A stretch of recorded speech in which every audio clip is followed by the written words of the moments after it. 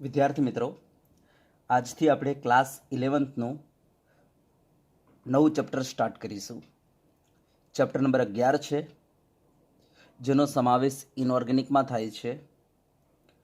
અને આ ચેપ્ટરમાં આપણે સમૂહ 13 અને સમૂહ 14 એમ પી વિભાગના બે સમૂહો પર વાત કરવાની છે.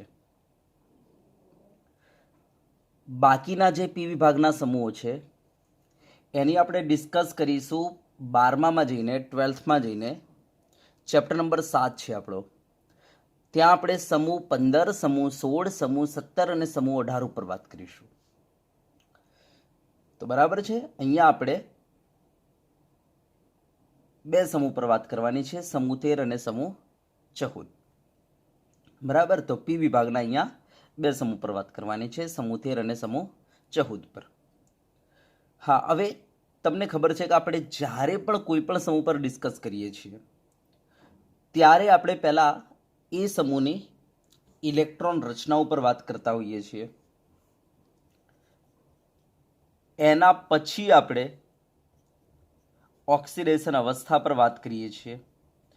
એના પછી આપણે એની ખનિજો પર વાત કરીએ છીએ. એના પછી જો એ તત્વના અપરૂપો આવતા હોય તો અપરૂપો પર, અને પછી એ તત્વના સંયોજનો પર વાત કરીએ છીએ. પછી આપણે એના ભૌતિક ગુણધર્મો પર વાત કરીએ છીએ. ભૌતિક ગુણધર્મોમાં જે આવર્તીય વલણ હોય છે એના પર વાત કરીએ છીએ. અને છેલ્લે આપણે રાસાયણિક ગુણધર્મોમાં જે આવર્તીય વલણ હોય છે, બરાબર, એના ઉપર આપણે ડિસ્કસ કરીએ છીએ. તો આ રીતના આપણે કોઈ પણ સમૂહનો અભ્યાસ કરતા હોઈએ છીએ. અને એક બીજી ખાસ બાબત એ છે કે ઇનઓર્ગેનિક કેમિસ્ટ્રી જે છે એના અંદર તમારે નીટ માટે ઓનલી એનસીઆરટી જ વાંચવાની છે.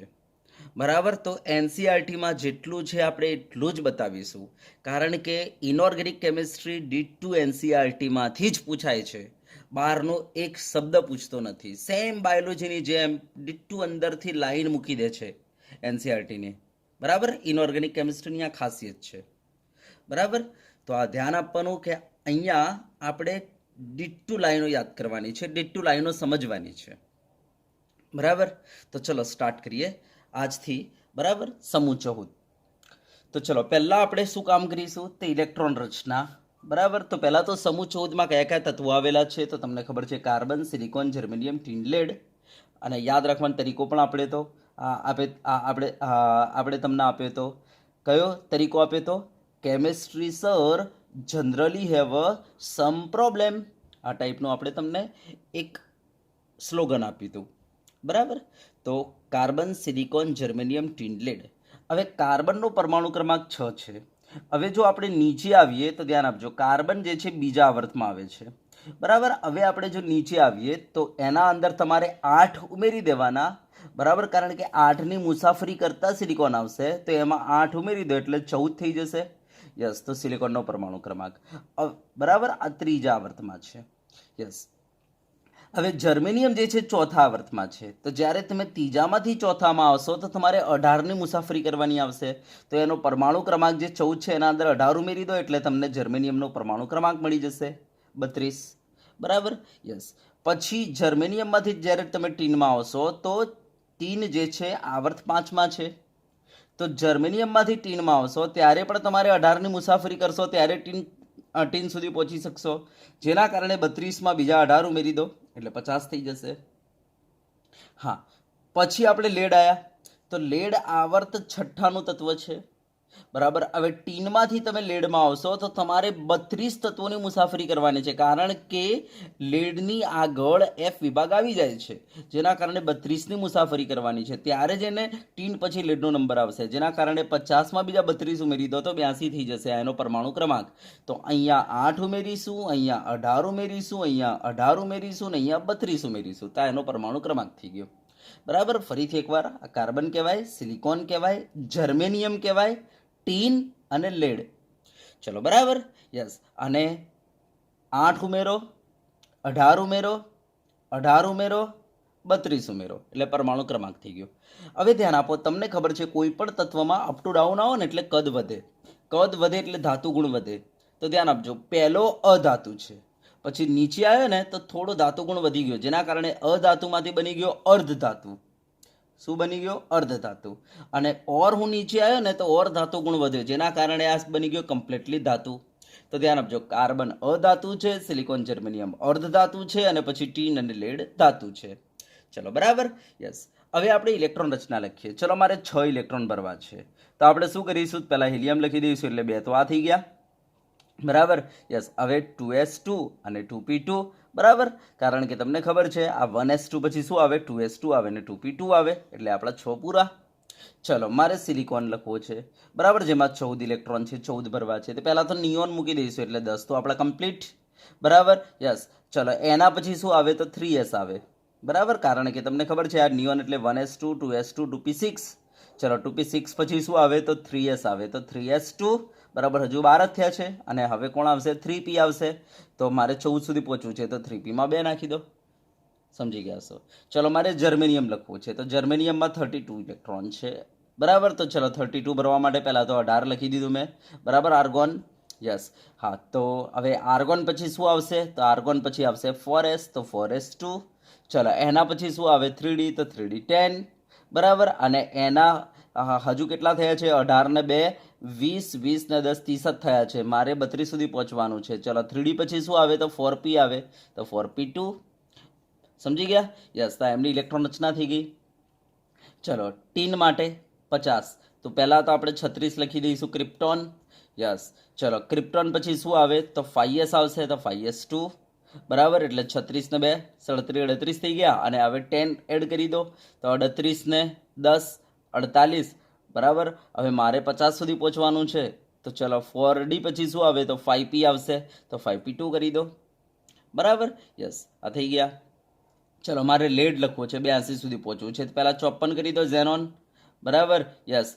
હા, હવે ઝેનોન પછી શું આવશે? તો 6s આવશે. છઠ્ઠો ચાલુ થઈ જાય એટલે 6s આવે, એટલે 6s2, એટલે 54 ને 2 56. યસ. પછી શું આવશે અંદર? તો 4f આવશે, પછી 5d આવશે, તો 4f 14, 5d 10. બરાબર, અને પછી આવશે 6p2. તો એમની ઇલેક્ટ્રોન રચના થઈ ગઈ. હવે ઇલેક્ટ્રોન રચના જોતા જો તમે જોઈ શકો છો કે આના અંદર બાહ્યતમ કોષ બીજો છે, આમાં બાહ્યતમ કોષ ત્રીજો છે, આમાં બાહ્યતમ કોષ ચોથો છે, આમાં બાહ્યતમ કોષ પાંચમો છે, આમાં બાહ્યતમ કોષ છઠ્ઠો છે. આ છઠ્ઠાના અંદરનો જે કોષ છે અંદરનો કોષ થઈ ગયો. બરાબર ને? તો 5 અને 4 અંદરના કોષ છે. બરાબર, આ પાંચમો બાહ્યતમ, જ્યારે ચોથો અંદરનો થઈ ગયો. આ ચોથો બાહ્યતમ, ત્રીજો અંદરનો થઈ ગયો. અહીંયા તો ત્રીજો બાહ્યતમ છે, અહીંયા બીજો બાહ્યતમ છે. તો આ બાહ્યતમ કોષની જે ઇલેક્ટ્રોન રચના છે, બરાબર ધ્યાનથી જોજો, સેમ જેવી જ છે. જો બધાને 2s2 2p2, 3s2 3p2, 4s2 4p2, 5s2 5p2, 6s2 6p2. તો હું અહીંયા કહી શકું કે ભાઈ આ સમૂહના તત્વોની બાહ્યતમ કોષની સામાન્ય ઇલેક્ટ્રોન રચના કયા પ્રકારની છે? તો ns2 np2 પ્રકારની છે. જ્યાં n શું છે? તો આપણો આવર્ત. n શું છે? જો આપણો આવર્ત. n શું છે?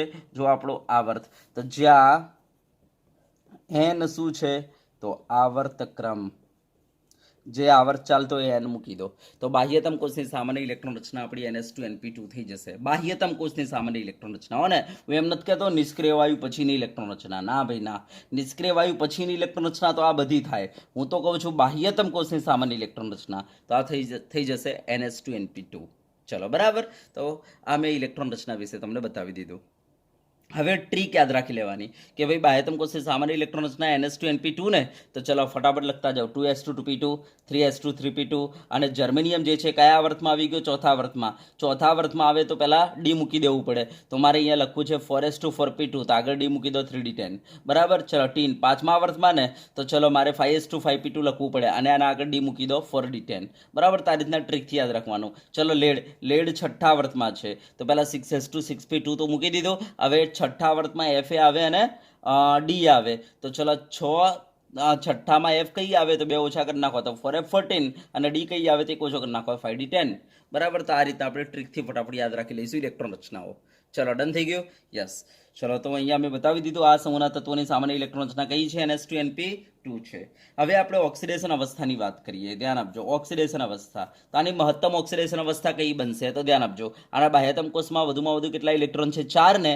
તો યસ, તો આ વધુમાં વધુ 4 ઇલેક્ટ્રોન ગુમાવી શકે, 4 કરતાં વધારે ઇલેક્ટ્રોન ગુમાવી શકે નહીં. અને મેળવીએ કેટલા શકે? મેક્સિમમ 4 જ મેળવી શકે ભાઈ, કારણ કે એને અષ્ટક કમ્પ્લીટ કરવું હોય તો બીજા 4ની ખૂટ છે, તો ઓછામાં ઓછી એની ઇલેક્ટ્રોન રચના ઓક્સિડેશન અવસ્થા -4 હશે અને વધુમાં વધુ +4 હશે. તો મહત્તમ ઓક્સિડેશન અવસ્થા આની કેટલી બને? +4. યસ, તો મહત્તમ ઓક્સિડેશન અવસ્થા +4. ચલો તો ધ્યાન આપજો. જો અહીંયા મેં એક એક તત્વની ઇલેક્ટ્રોન રચના લખેલી છે. હવે જો કાર્બનની +4 અને -4 બે જોવા મળે છે. હવે તમે નીચે આવશો ને તો ધાતુ ગુણ વધતો જશે, જેના કારણે માઇનસ ખતમ થઈ જશે અને પોઝિટિવ જ વધશે. તો જો સિલિકોનની ખાલી +4 છે, માઇનસ ખતમ. અને ઓર નીચે આવશો ને તો એની જે મહત્તમ ઓક્સિડેશન અવસ્થા હમણાં મળી ને +4, યસ, એમાંથી તમે 2 બાદ કરી દો તો શું આવશે? +2. યસ, આની સ્થાયીતા વધતી જાય તમે જેમ જેમ નીચે આવો એમ. બરાબર. અને આ અસરને કહેવાય છે નિષ્ક્રિય યુગ્મ અસર. આ ધ્યાન આપજો, નિષ્ક્રિય યુગ્મ અસર. એના પાછળનું રીઝન શું છે? નિષ્ક્રિય યુગ્મ અસર. નિષ્ક્રિય યુગ્મ અસરનો મતલબ એવો છે કે તમે જેમ જેમ નીચે આવશો એમ એમ જે NS માના 2 ઇલેક્ટ્રોન છે, આ NS માના 2 ઇલેક્ટ્રોન આ નિષ્ક્રિય પડી જાય છે. એનો મતલબ આ જે યુગ્મ છે એ નિષ્ક્રિય પડી જાય છે. એટલો બધો નિષ્ક્રિય કે જાણે કે એવું લાગશે નિષ્ક્રિય વાયુની જેમ વર્તતો હોય ને એવું લાગશે. તો આ નિષ્ક્રિય પડી જાય છે, જેના કારણે આ ઇલેક્ટ્રોનને દૂર કરવા મુશ્કેલ થઈ જાય છે. માટે આ NS માના 2 ઇલેક્ટ્રોન તમે જેમ જેમ નીચે આવશે એમ એમ તમે દૂર નહીં કરી શકો. આ 2 ઇલેક્ટ્રોન તમે દૂર નહીં કરી શકો. સમજી ગયા? યસ, તો આ ઇલેક્ટ્રોન દૂર નહીં થાય તો હવે ઇલેક્ટ્રોન કયા દૂર થશે? ખાલી P વાળા જ, 2 જ. માટે એની ઓક્સિડેશન અવસ્થા +4 ની જગ્યાએ તમને શું જોવા મળશે? +2 જોવા મળશે. તો જેમ જેમ તમે નીચે આવશો એમ એમ એની ઓક્સિડેશન અવસ્થા કઈ બનતી જશે? +2. તો આપણે કહીશું +4 ની સ્થાયીતા ઘટતી જાય અને +2 ની સ્થાયીતા વધતી જાય. યસ, આ અસરને કહેવાય છે નિષ્ક્રિય યુગ્મ અસર. તો તમે જેમ જેમ નીચે આવશો એમ એમ ખાલી આ અસર ડી વિભાગમાં જ જોવા મળે છે. ને ધ્યાન આપજો, નિષ્ક્રિય યુગ્મ P વિભાગમાં જ જોવા મળે છે આ અસર. ધ્યાન આપજો, આ નિષ્ક્રિય યુગ્મ અસર ઓનલી P વિભાગમાં જ જોવા મળે છે. અને એ પણ ખાસ કરીને સમૂહ 13, સમૂહ 14, સમૂહ 15 અને 16માં થોડો થોડો, લગભગ તો ના કહીએ તો એ ચાલે. તો આ 3 જ સમૂહમાં જોવા મળે છે નિષ્ક્રિય યુગ્મ અસર. દિમાગમાં ફિટ કરી લેજો. એમાં સૌથી વધારે 13 અને 14 સમૂહમાં જોવા મળે છે નિષ્ક્રિય યુગ્મ અસર. બરાબર. હા, બધા સમૂહમાં નથી જોવા મળતું આ નિષ્ક્રિય યુગ્મ અસર. તો ફરીથી નિષ્ક્રિય યુગ્મ અસર કોને કહેવાય? તો જેમ જેમ આપણે અપ ટુ ડાઉન આવીશું એમ એમ એમની જે મહત્તમ ઓક્સિડેશન અવસ્થા હતી એમાંથી આપણે 2 બાદ કરી દઈશું. યસ, ત્યારે મળતી જે ઓક્સિડેશન અવસ્થા છે, યસ, એની સ્થાયીતા વધતી જાય છે. યસ, આ અસરને નિષ્ક્રિય યુગ્મ અસર કહેવાય છે. કેમ વધતી જાય છે? કારણ કેમ +2 ની સ્થાયીતા વધતી ગઈ? કારણ એ છે કે NS માના ઇલેક્ટ્રોન જે છે નિષ્ક્રિય પડી ગયા. યસ, જો NS માના ઇલેક્ટ્રોન નિષ્ક્રિય પડી જશે તો હવે દૂર કરવાના ઇલેક્ટ્રોન આપણી પાસે આ 5p વાળા જ વધ્યા. યસ, અને 5p માં 2 ઇલેક્ટ્રોન છે, માટે એની ઓક્સિડેશન અવસ્થા +2 થઈ ગઈ. તો ધ્યાન આપજો, એની જે મહત્તમ ઓક્સિડેશન અવસ્થા હતી, બરાબર, એમાંથી તમારે 2 બાદ કરી દેવા પડશે. કેમ? કારણ કે NS માના ઇલેક્ટ્રોન નિષ્ક્રિય પડી ચૂકેલા છે, એ ઇલેક્ટ્રોનને દૂર કરવા મુશ્કેલ છે, માટે ઇલેક્ટ્રોન બાદ કરી દો. યસ, તો વધ્યા કેટલા? 2 ઇલેક્ટ્રોન. તો હવે 2 ઇલેક્ટ્રોનને જ તમે દૂર કરી શકો છો, જેના કારણે એની ઓક્સિડેશન અવસ્થા +4 ની જગ્યાએ તમને શું જોવા મળશે? +2. યસ, આ અસરને કહેવાય છે નિષ્ક્રિય યુગ્મ અસર. અને આ ખાસ કરીને કયા સમૂહોમાં જોવા મળશે? તો માત્ર સમૂહ 13, સમૂહ 14 અને સમૂહ 15માં જ આ અસર જોવા મળે છે. તો ફરીથી એકવાર નિષ્ક્રિય યુગ્મ અસર કોને કહેવાય? તો જેમ જેમ સમૂહ 13, સમૂહ 14, સમૂહ 15 ના અંદર અપ ટુ ડાઉન આવીશું એમ એમ શું થાય છે? NS માના ઇલેક્ટ્રોન નિષ્ક્રિય પડતા જાય છે, જેના કારણે એ ઇલેક્ટ્રોનને દૂર કરવા મુશ્કેલ થઈ જાય છે. યસ, માટે ખાલી NP માના જ ઇલેક્ટ્રોન આપણે દૂર કરી શકીએ છીએ. યસ, આ અસરને કહેવાય છે નિષ્ક્રિય યુગ્મ અસર. ચલો, ક્લિયર થઈ ગયું? તો ઓક્સિડેશન અવસ્થા જો જર્મેનિયમ, ટીન અને લેડની +4 થોડી જોવા મળશે અને +2 એની વધારે જોવા મળશે. ચલો, તો ઓક્સિડેશન અવસ્થા થઈ ગયું. ચલો, હવે આપણે વાત કરીશું, બરાબર, ઇલેક્ટ્રોન રચના પૂરી થઈ ગઈ, ઓક્સિડેશન અવસ્થા પૂરી થઈ ગઈ. હવે આપણે ખનિજોની વાત કરીશું. ચલો, હવે આપણે ખનિજો પર વાત કરીએ. તો ચલો, એમાં 1 by 1 આપણે તત્વોની ખનિજો બતાવી દઈએ. એમાં પહેલાં આપણે કાર્બનની ખનિજો બતાવીએ. તો કાર્બન જે છે ને કુદરતમાં 17મા ક્રમે મળી આવતું તત્વ છે. ધ્યાનથી જોજો, પ્રથમ ક્રમે જો કોઈ તત્વ મળી આવતું હોય તે ઓક્સિજન છે. દિમાગમાં ફિટ કરજો, પ્રથમ ક્રમે ઓક્સિજન, બીજા ક્રમે સિલિકોન છે, ત્રીજા ક્રમે એલ્યુમિનિયમ છે, અને આપણો કાર્બન તો 17મા ક્રમે મળી આવે છે કુદરતમાં. તો ધ્યાન આપજો, કાર્બનનું પ્રમાણ કુદરતમાં ઓછું છે, હું માનું છું, બરાબર. પરંતુ દિમાગમાં ફિટ કરી લેજો કે કાર્બન જેટલા સંયોજનો કોઈ તત્વ બનાવતું નથી. તો દુનિયામાં સૌથી વધારે સંયોજનો બનાવતું કોઈ તત્વ હોય ને તો કાર્બન છે. હા, એનું પ્રમાણ ઓછું છે, હું માનું છું, પણ સૌથી વધારે કોઈ સંયોજન બનાવતું હોય ને તો કાર્બન છે. કાર્બન તમને લગભગ દરેક જગ્યાએ જોવા મળશે. જેમ કે આપણી બોડીની વાત કરીએ ને તો આપણી બોડીમાં તમે જોઈ શકો છો ગ્લુકોઝ છે, પ્રોટીન છે, લિપિડ છે, બરાબર. આ બધું શું છે? કાર્બનનું જ બનેલું છે. અરે બધા તમે જોઈ શકો છો કે hydrocarbon, methane, ethane, propane, butane, આ બધું શું છે? એના અંદર કાર્બન જ છે, જો હાઇડ્રોજન સાથે. અરે કાર્બન એટલા બધા સંયોજનો બનાવે છે કે એની સ્ટડી કરવા માટે આખું નવું એક રસાયણ વિજ્ઞાન તૈયાર કરવામાં આવ્યું, જેને કહેવાય છે ઓર્ગેનિક કેમિસ્ટ્રી. બરાબર. તો કાર્બન ખૂબ જ વધારે પ્રમાણમાં સંયોજનો બનાવે છે. હા, એનું પ્રમાણ ઓછું છે કુદરતમાં, થોડું થોડું થોડું થોડું દરેક જગ્યાએ જોવા મળે છે કાર્બન. બરાબર. તો કાર્બનનું પ્રમાણ કુદરતમાં ઓછું છે, 17મા ક્રમે મળી આવે છે, પણ એ સૌથી વધુ સંયોજન બનાવતું તત્વ છે. હા, કાર્બન જે છે મુક્ત અવસ્થામાં પણ મળી આવે છે અને સંયોજિત અવસ્થામાં પણ મળી આવે છે. તો ધ્યાન આપજો, કાર્બન મુક્ત અવસ્થામાં કેવી રીતના? તો જો હીરો, તો હીરાના અંદર શું હોય છે? એકલું કાર્બન કાર્બન કાર્બન, બીજું કંઈ જ નથી હોતું. ગ્રેફાઇટ, તો ગ્રેફાઇટમાં શું હોય છે? એકલું કાર્બન કાર્બન કાર્બન. ફુલરીન શું હોય છે? એકલું કાર્બન કાર્બન કાર્બન, એના સાથે બીજો કોઈ તત્વ નથી. માટે આપણે એને કહી શકીએ કે મુક્ત અવસ્થામાં, એટલે કે તત્વ અવસ્થામાં મળી આવે છે. અને હા, એ સંયોજિત સ્વરૂપે મળી આવે છે, જેમ કે ધાતુના કાર્બોનેટ, જેમ કે CaCO3 છે, પછી હાઇડ્રોકાર્બન જેમ કે મિથેન, ઇથેન, પ્રોપેન, બ્યુટેન છે, બરાબર. પછી વાતાવરણના અંદર કાર્બન ડાયોક્સાઇડ, જેનું પ્રમાણ 0.03% છે, એ પણ તમે જોઈ શકો છો. કાર્બન કોની સાથે ભેગું કોની સાથે જોડાયેલું છે? તો ઓક્સિજન સાથે જોડાયેલું છે. તો આ રીતના કાર્બન જે છે સંયોજિત સ્વરૂપે મળી આવે છે અને મુક્ત અવસ્થામાં પણ મળી આવે છે. બરાબર. હવે જે રીતના હાઇડ્રોજનના 3 સમસ્થાનિકતા યાદ કરો, 1H1, 1H2, 1H3, ખબર છે ને? પ્રોટિયમ, ડ્યુટેરિયમ, ટ્રિટિયમ. યસ, એ જ રીતના કાર્બનને પણ 3 સમસ્થાનિકો છે. કાર્બન 12 છે, કાર્બન 13 છે અને કાર્બન 14 છે. બરાબર. યસ, આમાંથી જે કાર્બન 14 છે ને, યસ, આ રેડિયો સક્રિય છે. ત્યાં ખબર છે ને હાઇડ્રોજનમાં ટ્રિટિયમ રેડિયો સક્રિય હતો. યસ, એ જ રીતના અહીંયા કાર્બન 14 રેડિયો સક્રિય છે. બરાબર. અને આનો ટી હાફ અર્ધાયુષ્ય સમય 57-70 વર્ષ છે, 5770 વર્ષ છે. જો અર્ધાયુષ્ય સમય આટલું હોય તો એનો કોઈ આપણને વેગ અચળાંક કાઢવાનો કે તો કેવી રીતના કાઢીશું? તો મેં તમને સૂત્ર આપ્યું હતું, T half is equal to 0.693/K. Yes, આ સૂત્રનો ઉપયોગ કરો, કેને કરતા બનાવો, ટી હાફ નીચે લઈ જાઓ અને ટી હાફ આપણને ખબર છે કાર્બન 14નો કેટલો છે? 5770 વર્ષ. અહીંયા મૂકી દો તો તમને વેગ અચળાંક કે મળી જશે. બરાબર. જેનો આપણે અભ્યાસ કરીશું, આ વેગ અચળાંકને આ બધું કાઢતા શીખીશું આપણે. કેમિકલ કાઇનેટિક્સ કરીને આપણું એક ચેપ્ટર છે, ચેપ્ટર નંબર 4 છે. બરાબર. 12થના અંદર, એના અંદર આપણે વાત કરી લઈશું. બરાબર. આ તો ખાલી તમારે જો જનરલ નોલેજ માટે આ સૂત્ર યાદ રાખવું હોય તો રાખી શકો છો. બરાબર. યસ, અને આ કાર્બન 14 જે છે આનો ઉપયોગ ક્યાં થાય છે? તો રેડિયો એક્ટિવ ડેટિંગમાં થાય છે. તો રેડિયો કાર્બન ડેટિંગમાં થાય છે. હવે કોઈ કહેશે સાહેબ રેડિયો કાર્બન ડેટિંગનો મતલબ શું? તો ભાઈ કોઈનું પણ જો તમારે આયુષ્ય કાઢવું હોય ને તો તમે કાર્બન 14નો ઉપયોગ કરીને આયુષ્ય કાઢી શકો છો. જેમ કે તમને કોઈએ ઝાડનું સેમ્પલ આપી દીધું, બરાબર, ઝાડનું સેમ્પલ, કોઈ વૃક્ષનું સેમ્પલ આપી દીધું અને તમને કોઈ પૂછે છે કે ભાઈ આ વૃક્ષ જે છે કેટલા વર્ષનું હશે, બરાબર, એનું આયુષ્ય કેટલા વર્ષનું હશે, બતાવો. બરાબર. તો આપણે એને કેવી રીતના કાઢીશું? તેના અંદર આપણે આ કાર્બન 14નો યુઝ કરીશું અને આપણે એનું આયુષ્ય કાઢી શકીએ છીએ. બરાબર. બસ આ ટેકનિકને જ કહેવાય છે રેડિયો કાર્બન ડેટિંગ ટેકનિક.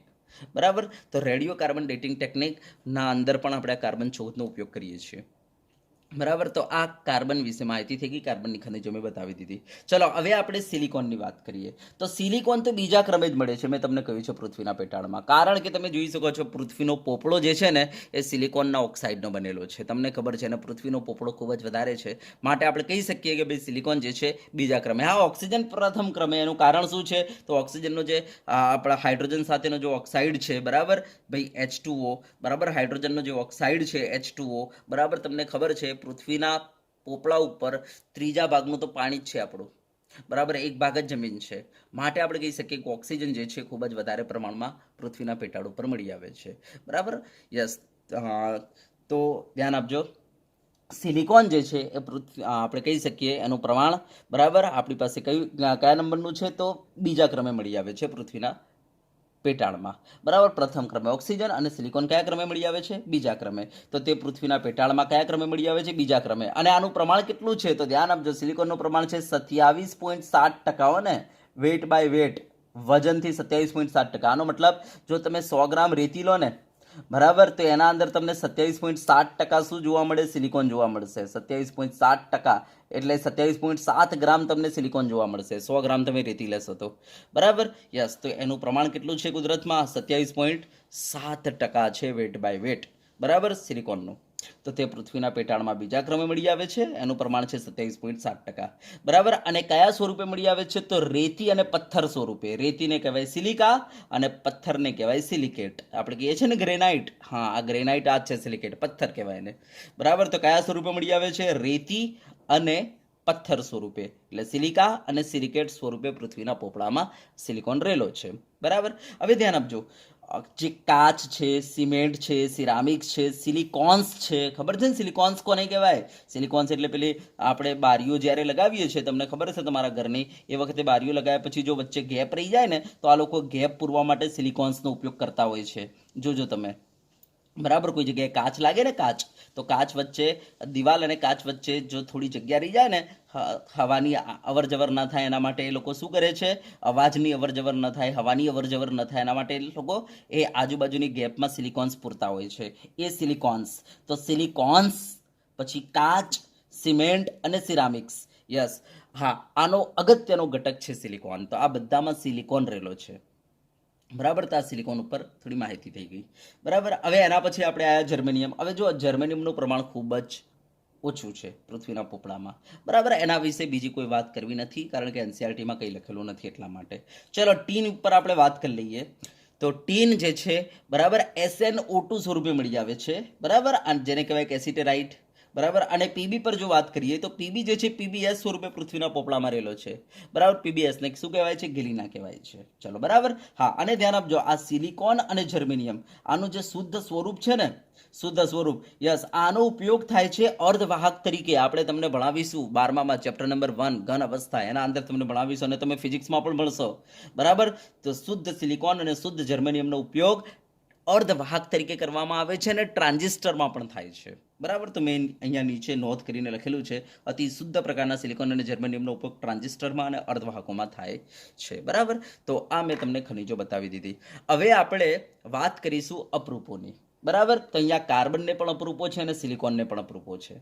બરાબર, યસ, તો એના ઉપર વાત કરીશું. તો નેક્સ્ટ લેક્ચરમાં આપણે અપરૂપો પર વાત કરી લઈશું. બરાબર, ઓકે. તો ચલો વિદ્યાર્થી મિત્રો, આપણે આ લેક્ચરને અહીંયા સુધી રાખીશું.